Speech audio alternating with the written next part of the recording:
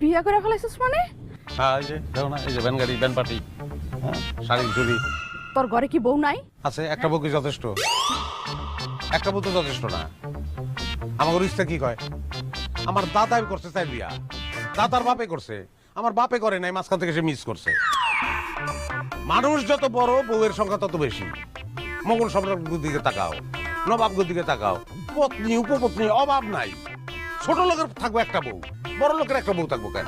আমাকে সয় সম্পত্তির অভাব, 200 বিঘার মতন জমি, খাইবো কেটা? বউ লাগবো না? আরো অনেক বউ লাগলো, 2টা তো থামবো না আমি মা।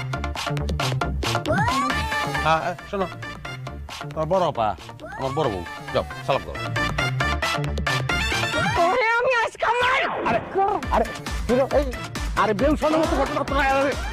এই দুনিয়ায় তুমি একটা বিবাহিত পুরুষের বিয়ে করলা না অবিবাহিত পুরুষের বিয়ে করলা, এটা তো ম্যাটার করে না। একজনের বিয়ে করলেই হয়।